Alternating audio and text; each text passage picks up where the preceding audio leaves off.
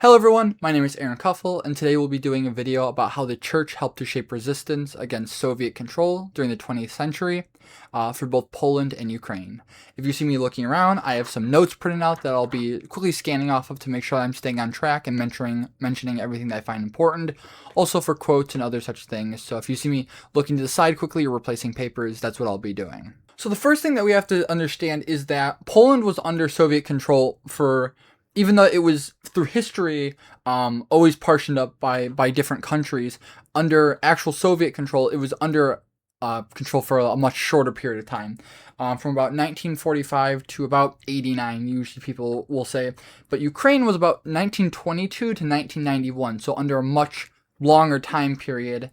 And Ukraine was actually kind of, I'll say, officially part of the USSR, where Poland was only a satellite state. Didn't mean it didn't have serious control over it or anything like that, but there was a different level of kind of control and how it related to Russia and its politics at the time. So the first thing we have to understand is that for Poland, because we're talking about Poland first, then we'll go into Ukraine, is that one of the first things that the pro-communist party tried to do was take away a lot of things that Poles had pride in, that were kind of national symbols. One of them was on their eagle, like they're on the crest, taking away the crown of it. So even just small things, but trying to take away that kind of separation as being independent Poles, trying to assimilate them to kind of the communist ideals. So that was one of them. There's also a limitation of when the Polish flag could actually be flown. Another one was that there is a limit on historic imagery. So things like the Wotek Bear, I know I mispronounced that, I apologize. Images from the Warsaw Uprising, and then the Polish Hussars, which helped defend Poland from, I believe, Turkish Ottoman invasion. Things that are identified as being like Poland being strong throughout history, these were mostly removed so that in the average mind of the average citizen, they weren't coming up. So one issue this kind of brings is the church is something that's very historic in Poland, being there since the 900s when the king was baptized. This is a very historic, the Catholic Church, of course, being a very historic institution in Poland and a major source of pride. So although they really wanted to kind of take down the church, they really couldn't without serious consequences of there being an uprising or a revolt against it, because it was so part of the personhood of the average Pole compared to other areas. And even in those other areas that were more predominantly Orthodox, such as like Romania, Bulgaria, Albania, Hungary, Czechoslovakia. Czechoslovakia was more Catholic, but these areas, they did generally go harder on than Poland.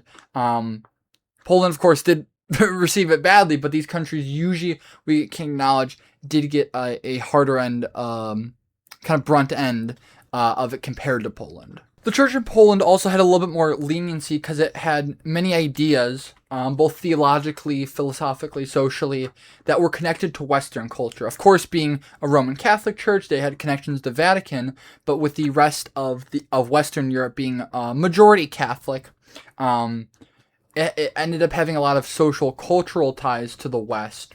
So when thinking about it, it's harder to kind of take down or have or fight an institution that's main hub is not in your area, as opposed to, for example, the Orthodox Church, where in Eastern Europe, that's the predominant area that it's from, if you can kind of understand that. It was also hard because of the fact that during World War II, the church and the communists actually agreed. They were both very anti-fascist. The church spoke out against fascism many times, both kind of like Italian type and like the German type, of course. So it kind of makes you look bad when you're just kind of agreeing with the church and kind of egging them on, because you're like, oh, we agree with them, and then to go in and all of a sudden try to like wipe them out, it makes your government system look incredibly bad. So they're trying to kind of save face, and they're like, we do want to get rid of it. We do want but we have to play our cards safe here, because we were just a couple of years ago on their side in this issue. So they had to kind of be like, maybe not yet. Things did start to take a change during in 1948 when the Polish Communist Party started to gain a lot of power in office. And policies regarding the church did start to shift to being from a kind of less active policy, a less controlling policy, to a more hands-on controlling one. And a very relevant person in this, in a very relevant organization, is going to be the Polish Secret Police. They also had a division that was called the Clergy Secret Police Department. One famous member of that, Julia Breistiger, said that, quote, "The battle against the enemy activity of the clerics is without a doubt one of the most difficult tasks in front of us." So, although they were not still directly attacking the church, they were really starting to want to confine its area of reach in society, what it had control over, things that it could do. For example, one of them that it targeted was the Catholic press. This was, of course, a Catholic news outlet, and of course they didn't say good things about fascism, but they also didn't say good things about communism, because even though the government hasn't been super active in the church life yet, they are starting to see it. Clerics, bishops are starting to see that and getting concerned about that. So they're starting to have press about there being kind of questions about this kind of, I don't say new form of government, but the communist government and in control, and so they're starting to ask a lot of questions. One person who did this was, I apologize, I'm going to mispronounce this, Tygognik Warzowski, and he wrote an article that was just questioning communist rule. He didn't even say anything too bad about it. He was just saying, is this the best for this? What for the country? How does the Polish people feel about this? And he was charged with a serious prison sentence for this. Another organization which got this treatment was the Carnitas. If you're not familiar with this, this is a Catholic relief organization. This is to help kind of the poor, the disenfranchised. They have a lot of orphanages. They have a lot of hospitals. Their main goal is to provide aid for all people that are in need of it. And after World War I and World War II, there was a lot of aid needed in Eastern Europe, especially in Poland. So this was a prominent organization going around at the time. Well, the Soviet government wasn't a fan of that, because it made the church look really good, and it made them not look so good because they weren't giving out aid and the church was giving out aid. So why would we side with the government when they don't care about us? But the church does. So what they did is they falsified a media report saying that high-level leadership in the Carnitas was being backed by Nazism and fascist ideologies. Of course, this is not being true at all, but they used this as a kind of social, an ad hominem attack on the church to say, hey, the church was against this and we're against fascism, but you have some leaders in your organization we can't trust because they're being backed by fascists, which, of course, historically we know is not true. Even many people at the time know it's not true. But it was an attack so that it could justify them going in to take more control. So what they did was they really wanted to weaken it, and they helped to remove a lot of tax breaks from it, or a lot of funding from it, made it very hard. And they replaced it with their own organization called PAX, P-A-X. And there was some legitimate aid that PAX was. It was a government-sponsored organization. There was some legitimate aid that it was giving out to people. But it ended up being mostly used to push propaganda, anti-church propaganda, anti-Western propaganda, anything that would make the Soviets look a lot better. They started to really press through PAX. But there was still some free press at the time. There was one man writing in the Catholic Advocate. I said this on March 1st, I believe. His name is Vincent Pohl. For more than 12 years of Poland's PAX organization of progressive Catholics, that's what they called themselves. So PAX was around for a while while he was writing this. PAX organization of progressive Catholics has been engaged not only in social and political activities, but also in publishing and business. It has admitted aim to convince the nation's 260 million faithful that it is possible to be a good communist while remaining good Catholics. So here's the argument that he's making is no, it's not. It's not possible to be a good communist, and it's not possible to be a good Catholic or religious person, really, or good Christian, because the fundamental ideologies are too different. Something that I, of course, would agree with, but that's something that we can debate at a later time. I'm just quoting what he said.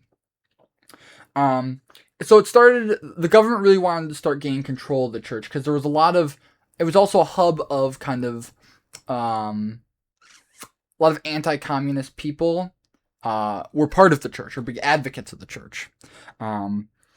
So what they started to do is, many times within parishes, they would install what they called patriotic priests, which of course were priests, sometimes validly ordained, sometimes maybe not, that would, not directly, but maybe indirectly through sermons or through ideas, through helping people, would end up pushing communist and Soviet ideas to people, something that the church was historically against. They started to end up replacing active priests that even fought against communism with these patriotic priests.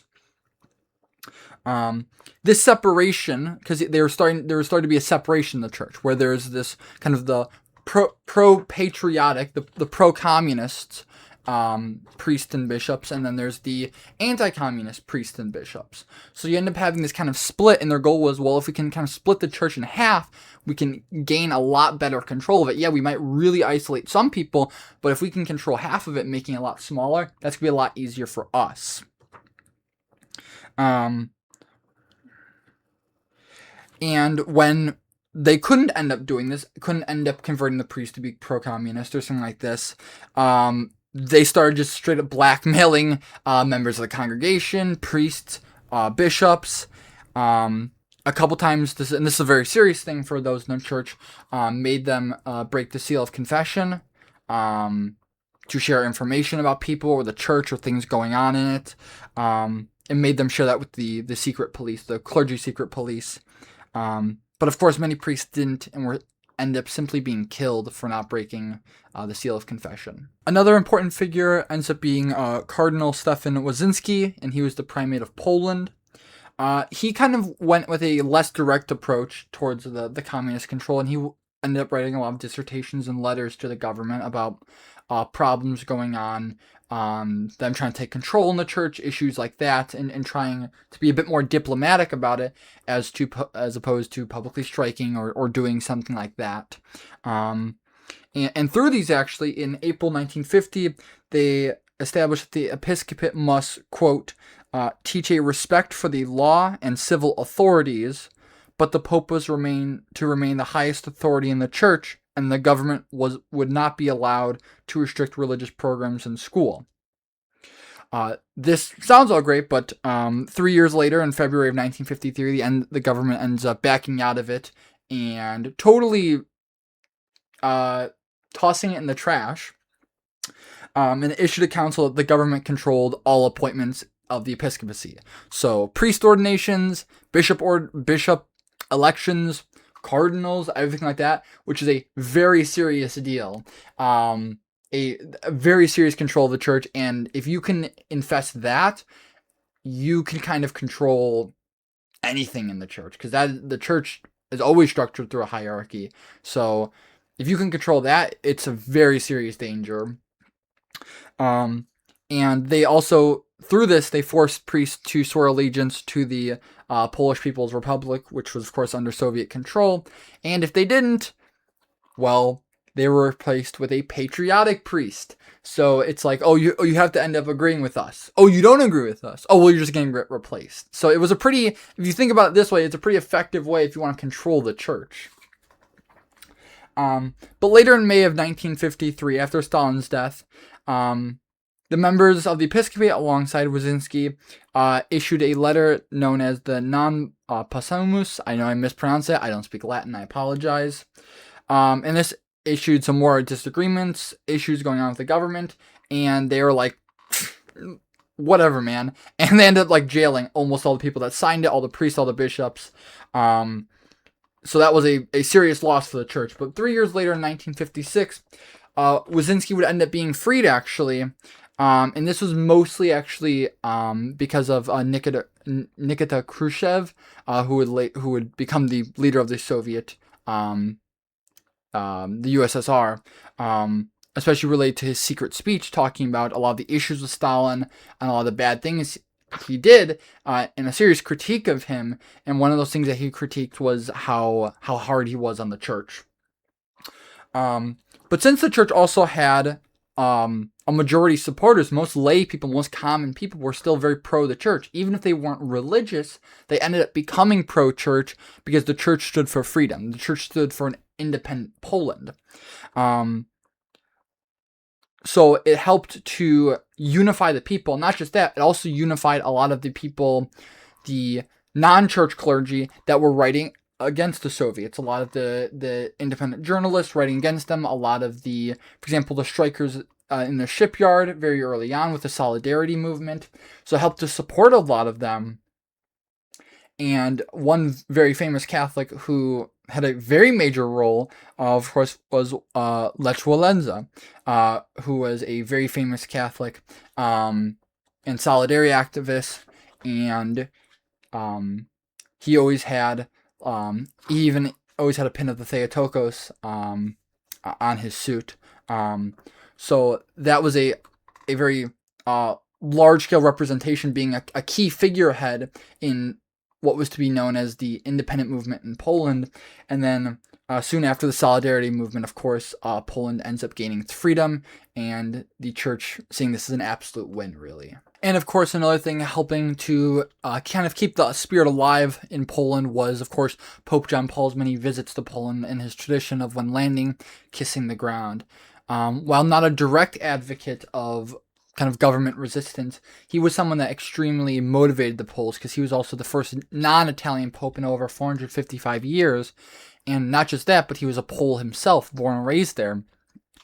So this became a very serious motivator to many of the Polish people to seek freedom, to look for that independent Poland. So when talking about Ukraine, things actually get slightly more complicated, because throughout the history of Ukraine, there's really been two main church bodies actually within Ukraine. Of course, the predominantly one being the Ukrainian Orthodox Church, the Orthodox Church of Ukraine, whatever you want to call it. But there's also another body which is very important, which is going to be the Ukrainian Greek Catholic Church. So we first have to understand that Ukraine is not totally solidified in its religious identity yet. Nowadays, it is much more unified in that. But at the time, there was still a lot going on historically as well, right? You have to acknowledge that Western Ukraine, much more Catholic, part of the Ukrainian Greek Catholic Church, which was in communion with Rome. It was not a schismatic body.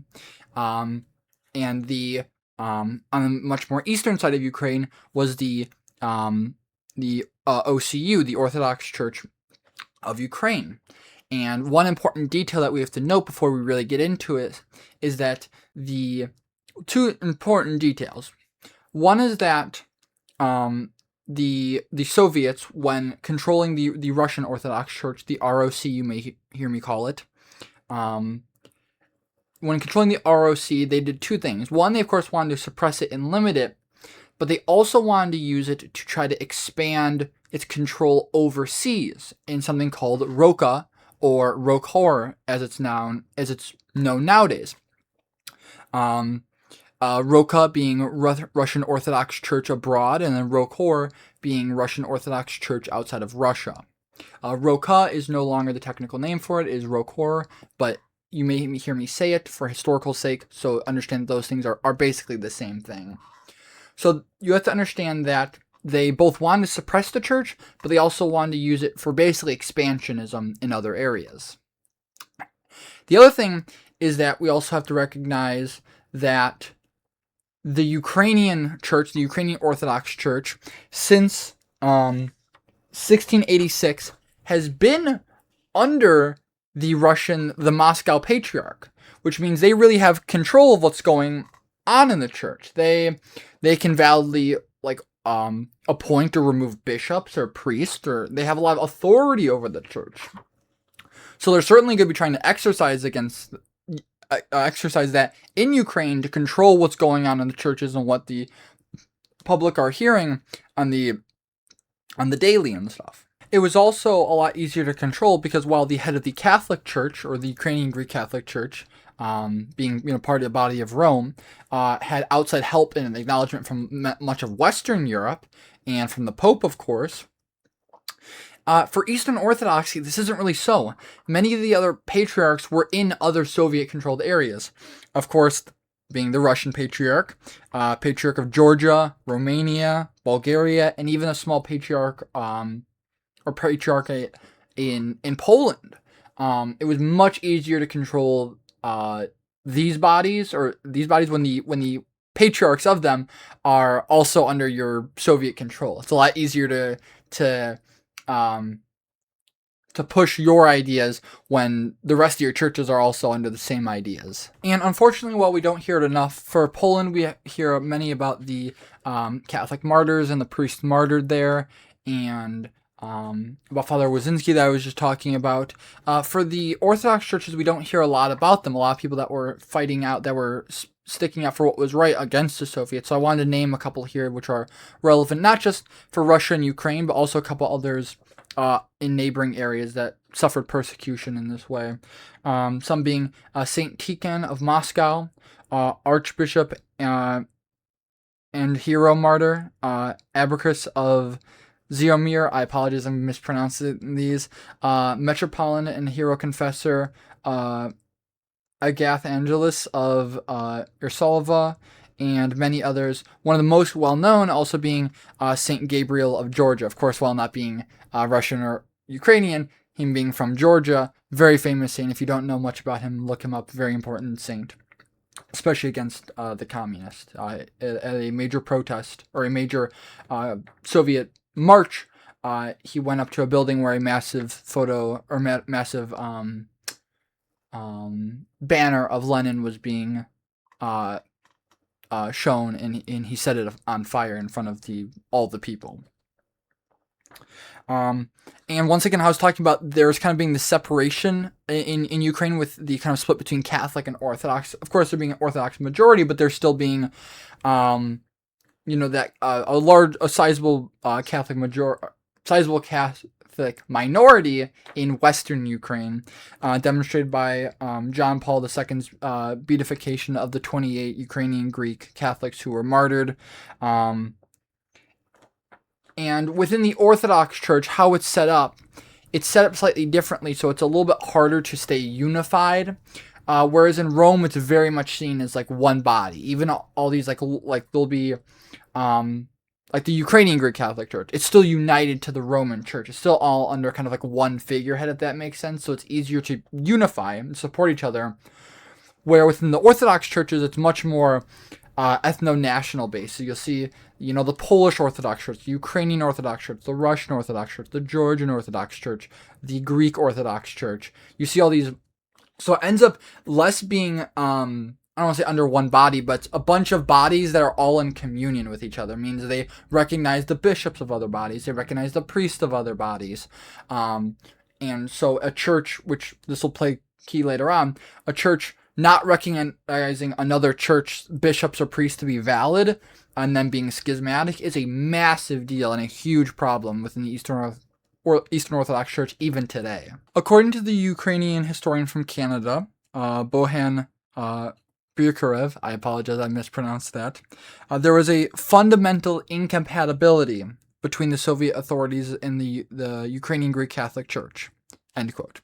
And this was really since, even in the name, Ukrainian Greek Catholic Church, there was identification with the Ukrainian people outside of Soviet identity. This is not what the government wanted. The USSR did not want people identifying with their native country in any way. This is the same thing they did with Poland when they're taking away the crown of the eagle, or its historical victory, or its Warsaw Uprising. They did not want people to identify with their historical roots. They wanted to identify with kind of the future, the Soviet future. So that became a serious problem with that. And it also connected, as I mentioned before, it connected Ukraine with the West. Of course, that being with the Bishop of Rome, the Pope. So this was, and with Western civilization really as a whole, because you can't really take Catholicism out of the development of Western civilization. So you end up having this problem where you really want your country to be like, I don't want to say a quote-unquote Eastern country, but there's this huge minority in the Western part of it that really identifies with the West in a lot of ways. So that became, once again, problematic for them. And of course, the church opposing the atheistic views of the government, which they were starting to push, which government wanted none of that. And there were some arrests going on of the Ukrainian Greek Catholic Church and of the clergy.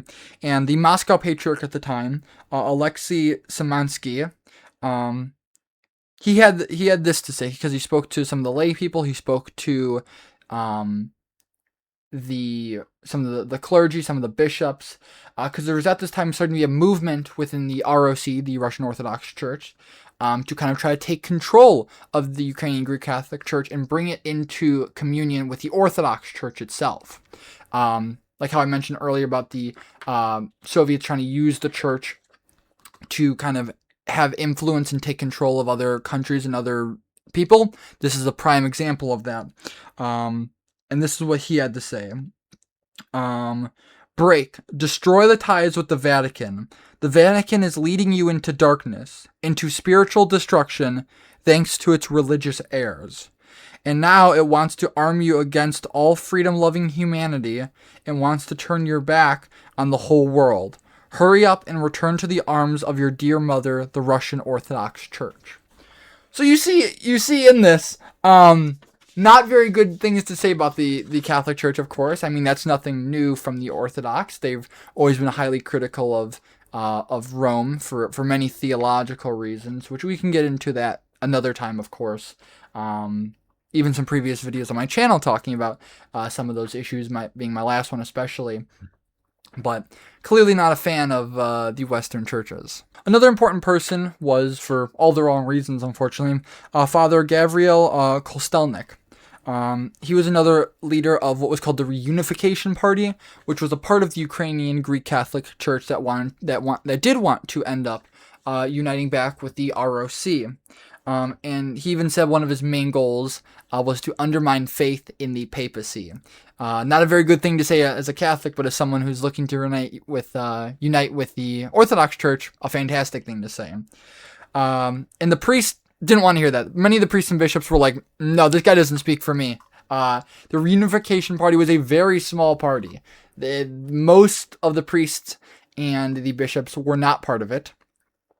And most of them were actually angry at Kostelnik for basically betraying the faith. Father Ilya Blavatsky says, I apologize for mispronouncing that again. He said, "You are trying to refute Roman dogmas and convince us that they are false, but it is very difficult for us to convince ourselves. And how dare you desecrate the Vicar of Christ on earth, the Pope?" So while they're trying to have this reunification, like, okay, trying to get some doctrinal agreement with the Orthodox Church, let's see what we can do. Many people are like, nope, and you just disrespected the Pope. How could you do this? I can't believe you. So it didn't end up going very well. It was a rough time for both churches, but certainly the Russian Orthodox Church did not take it as well as would be expected. The Ukrainian Greek Catholic Church really put a fight up against this. But despite this, religious life for many people was maintaining about the same. There was still priestly ordinations by valid bishops. There was still monastic life. But many of it was now starting to be underground, not publicized, and being kind of on the hush-hush. But despite all these terrible things, another good thing to come out with this was Pope John the 23rd, who, if you all know, is a very famous pope for trying to kind of meet with other Christian denominations and groups and have ecumenical dialogue with them. And that's exactly what he did with the Eastern churches in the Soviet Union and with the Eastern Orthodox Church, of course. So he wanted to establish better relations with all denominations, because before Vatican II, of course, all Christians that were outside the Catholic Church were heretics and were not possible of going to heaven, basically. They were outside of the true church. with the Second Vatican Council, that of course changes that, where they no longer will even use certain language. For example, they will not use within official documents the term heretics, but they'll say departed brethren or something like that. So how the language and how we speak about it is very different after the Second Vatican Council. So he starts meeting up with many of the leaders in the Eastern Orthodox Church and leaders in the Soviet Union as well. And of course, this is only possible through, once again, Nikita Khrushchev, who, being the leader of the Soviets, starting to lighten up. Of course, his critiques of Stalin. So things start to really ease on the church, so he's able to come in and have these more diplomatic conversations about what's going on. And they actually ended up responding quite positively, and this is what leads into what's become the Second Vatican Council. So before we start talking about the Ukrainian Orthodox Church, we need to lay a little bit of groundwork as well. So one important narrative that was being pushed at the time was that the Soviet victory over Nazism in Germany kind of was to permit Ukraine to become whole again. Of course, this was the Soviet view, not everyone else's view, but that is what they were kind of pushing at the time. So, and quote, they even said, it allowed Ukrainians to be free from the temptation of nationalism, end quote, which was, in their eyes, was a similar evil to fascism, of course, because as the Soviets trying to control people, you don't want a lot of very strong nationalistic people going around being prideful of the country, because they're going to want to resist your control then. And this was a similar thing with the Greek Catholic Church, kind of being resistant, and when they ended up forcefully being absolved in the heretical council of Lviv, they were forced into communion with the Russian Orthodox Church. It was kind of seen as a return to what it should have been. Ukraine should be an Eastern Orthodox country. It should not be a Catholic country. Because he probably labeled Catholicism as one of those evils as well. So they're like, no, this is a reunifying time, regardless of what the people thought. That's where the government's coming from with that idea. And furthermore, a lot of conflict, legitimately, between the Greek Catholics and the Orthodox, also kind of leftovers of Polish-Russian conflict, if you can see that. Poland, of course, being the Catholic, and Russia being the Orthodox side of things. There's a lot of influence of that going on. So a lot of political issues between those two countries ended up also being religious issues between those two countries as well. And even though, despite the Ukrainian Greek Catholic Church Metropolitan Andrea Shapersky, who publicly repudiated the persecution of the Orthodox believers in Poland in 1938, the Orthodox leaders were still not having this, and like, we can't trust you. And they basically thought that he was just like a Vatican ploy to attempt to absorb Orthodoxy and just convert everyone to Catholicism in Ukraine. Which, whether they actually believe that is unknown, but it was the story that they ended up pushing to the general public as to the evils of Catholicism. And yet still, one of the reasons why they wanted to gain control of it was because the UGCC was from an area called Galicia, which was also in western Ukraine, which was an area of high Ukrainian pride. People were proud to be Ukrainian here. They did not like the idea of becoming a Soviet, becoming a Russian. They had a personal pride similar to Poland, a personal historical pride, and of course the Soviets, not wanting that to be in their people that they're going to control, was like, well, if we can take out this and identify them with the Ukrainian Orthodox Church, which is under the Russian Orthodox Church, we can kind of rule them in slowly, but you can't force them right away, or else they'll totally revolt. So you had to slowly try to bring them in through ecumenical dialogue with the church, which ended up not being ecumenical because they just said, we set up a council for you, now you're part of the Russian Orthodox Church. Sorry, bub, you're no longer Catholic. So, and of course, once again, the UGCC was a big advocate for an independent Ukraine. Not that the Ukrainian Orthodox Church wasn't, but the UGCC was much more an advocate of it comparatively. And just a quick explanation of the Synod of Lviv, which occurred. This was, of course, a heretical council, but what its goal was to reunify the UGCC and the Russian Orthodox Church. And one of the problems with it was the UGCC had been independent since 1596, the Council of Brest, B-R-E-S-T. And had said, no, we're actually separate. We're not being, because at the time it was a Orthodox dominant area, but they said, no, we're not Orthodox. We are joining the Catholic Church. They had agreed on this. And all that council did, that heretical council of Lviv, basically annulled that and forcibly rejoined them to the Russian Orthodox Church. So I was kind of talking about this earlier, but we'll continue on this. Historian Dmitry Popolevsky notes that the real gains of Moscow, of the Moscow Patriarch, occurred in countries under Soviet control, end quote.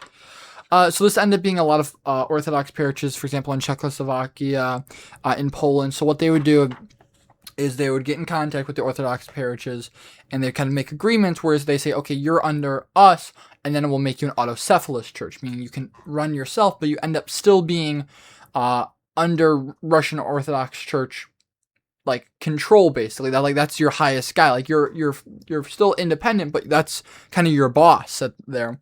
So they ended up doing this to many other churches, Ukraine being slightly different, because probably they weren't playing along as nicely as they wanted, and because of the strong presence of the Ukrainian Greek Catholic Church, who was forcibly introduced to it. So there wasn't a lot of want to already be a part of the ROC, because they didn't want to be Orthodox. So there was almost no chance that you were going to get them to be like, oh, we'll do autocephalous. It's like, no, just give me my religious freedom back. Let me be Catholic.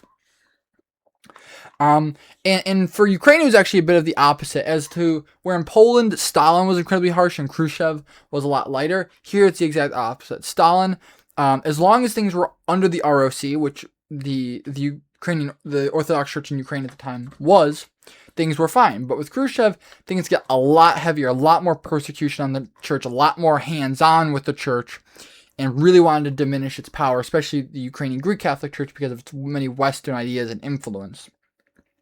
So he introduced a lot of things, specifically atheism, atheistic ideas. So for a lot of classes in school, there was even a mandatory scientific atheism class. There was in high schools and in university levels and stuff like that. And he also changed how schools were funded in universities, so that seminaries could not be funded as well. So there cannot be as many priests and bishops coming out of them, of course. And then ended up forcibly closing many churches and monasteries.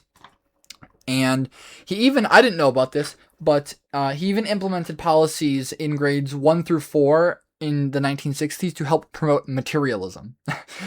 To help promote valuing kind of these very short-lived material, almost capitalistic in a way, but under Soviet control. They wanted you to really care about the worldly things, but not so much about the person or your identity, because those are the things that they're like, no, because if they figure out those things, they might revolt against the government. So they want you to focus on those kind of things outside of you. And to demotivate people even further, because they hadn't been demotivated enough apparently, the liturgical language for a short period actually started being changed from to Russian from Ukrainian, and for a short time Ukrainian was actually banned as a liturgical language. They ended up realizing this was a step too far, because people started to really revolt and get really upset for two reasons. One, because that's their historic language that they've always done church in, and two, with it being Russian, while many Ukrainians do know Russian, I apologize, there are still many that don't. So you end up being in this weird situation, kind of like pre-Vatican II Catholicism, where you go to church and it's in Latin and you're like, I don't really know what's going on. That ended up being the same thing for the Ukrainian Orthodox Church, which is under the Russian Orthodox Church's control. But they weren't used to this at all. They were like, no, I need to hear sermon in my own tongue, songs in my own tongue. So they kind of fought against that pretty quickly. And they also, the control of the Russian Orthodox Church also realized, like, that's a step too far. and they started realizing that, like, well, for a lot of these Ukrainian Greek Catholics that are now forcibly part of the Russian Orthodox Church, like, if the Catholic Church became available again, they would immediately want to leave. We don't want them to do that. We want them to stay a part of the ROC, of course. So they were like, okay, they ended up taking a step back on that and being like, okay, we won't do that. And certainly the coexistence of the Greek Catholic Church and the Ukrainian Orthodox Church and was difficult later on, because of course the Ukrainian Greek Catholic Church end up becoming available as an option again, and many of them do end up returning to it. And also in Ukraine, it had been a historic thing. There were always kind of two church bodies in the country. Of course, now it is predominantly Orthodox, but at the time, historically, there had always kind of been this division, and never really had all much of an issue. So taking away kind of one of those bodies, forcibly having it submit to the other, was problematic for many of the people. And the Ukrainian Greek Catholic Church also had kind of a remnant of the Ukrainian intelligentsia to it. The scholars, the inventors, the many people like this who were part of that kind of higher class. So it actually helped to spark Ukraine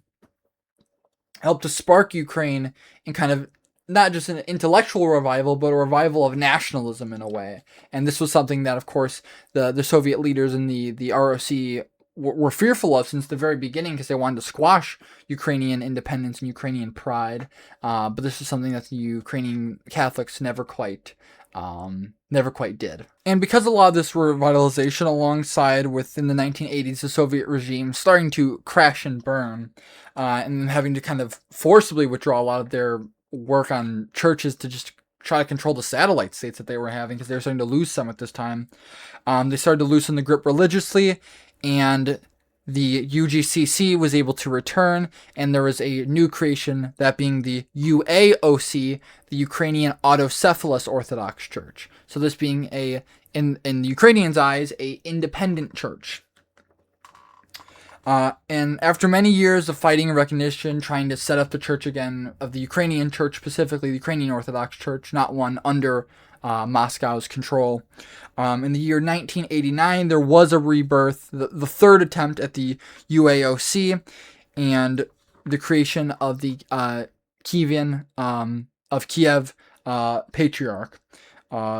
This was able to be taken advantage of under Mikhail Gorbachev's more open and free religious ideas and policies, and of course a revival of the Ukrainian Greek Catholic Church. But one of the most important things that they did, and this is an issue even today within the last couple of years with regards to the fighting going on between Russia and Ukraine, is that Ukraine transferred its patriarch to be the Patriarch of Constantinople, no longer being under the Patriarch of Moscow. And coming back to one of the earlier pages, I said that the Ukrainian Orthodox Church had always been under the Patriarch of Moscow. Well, not quite true. It transferred to be under the Patriarch of Moscow in 1686, but it was not. It's currently up for debate as to whether that was a permanent thing or whether a temporary thing. Current Patriarch Bartholomew of the Greek Orthodox Church, he's the Patriarch of Constantinople, says while it was transferred in 1686 to be under the Patriarch of Moscow, that it was still technically under the Patriarch of Constantinople, because he's the first among equals of all the patriarchs. So it's still technically his decision. And this is where debate comes in between the two sides. So they end up transferring to the Patriarch of Constantinople, but a weird thing happens. The Patriarch of Constantinople doesn't do anything about it. They say the UAOC, Ukrainian Autocephalous Orthodox Church, says, oh, we're totally under the Patriarch of Constantinople. Patriarch Constantinople doesn't affirm that. So then you have this weird thing where, because the Russian Orthodox Church says, well, you schismed off of us. You're schismatic. And within the Russian Orthodox communion theology, it's very dangerous because it means their priests, any ordinations, any bishop appointments that they're doing, not under the Russian Orthodox Church, is invalid. If a priest was ordained not under their jurisdiction and he was to serve communion, it may not be valid. It may not be having any saving quality. So this is a very dangerous thing to be in a schismatic body for Orthodox believers. But as in a council of June 1990, the Ukrainian Autocephalous Church says this, quote, the Ukrainian Autocephalous Orthodox Church, henceforth UAOC, is a local part of the one holy Catholic and Apostolic Church whose head is our Lord Jesus Christ. The UAOC is equal in rights with all the local Orthodox churches and is independent from other local churches in her organization and government. The UAOC recognizes her special relation with the ecumenical Constantinopolitan Mother Church, from whom Russia, Ukraine entered the Catholic Apostolic Church of Christ. So, the UAOC recognizes the special authority in matters of faith of the Ecumenical Patriarch of Constantinople. So, they're saying we belong to Constantinople. Constantinople doesn't respond right away to that, and Russia says, oh, you're in a schismatic body. Now, one issue this causes, and this relates to how it's currently happening in the world, is in 2018, Bartholomew I officially accepted that and says, yes, the UAOC is under the Patriarch of Constantinople. In Russia, the Russian Orthodox Church says, no, they're still validly under us. So as you might have known, there's currently a break in communion, and it's not a schism, but it's a break in communion, meaning people of the Greek Orthodox Church cannot receive communion or valid sacraments at a Russian Orthodox Church, and a person of the Russian Orthodox Church, or Roka or Rokor, as I said before, cannot go to a Greek Orthodox Church and validly receive these things. So it is still quite a big deal, but there's a disagreement in what's going on with regards to the Ukrainian Orthodox Church. So this is the kind of meat of the issue going on, is things happening now are going all the way back to this 1686 agreement. But that's all I really wanted to talk about today. This was a project for school, and I thought as I was recording this, I was like, well, I might as well put it on YouTube for other people to share and see. I know this topic is a little different. Normally I go into much more theology, and this is much more historical. This is a history class that I'm making this video for. But overall, I wanted to thank you very much for watching. I hope you enjoyed the content. I apologize if it was a little over the place, but I tried my best to gather a lot of information because I was reading multiple books, a lot of articles on this, to try to do my best to accumulate as much knowledge on this as possible. Once again, thank you very much for watching, and I hope you have a good rest of your day. Bye-bye.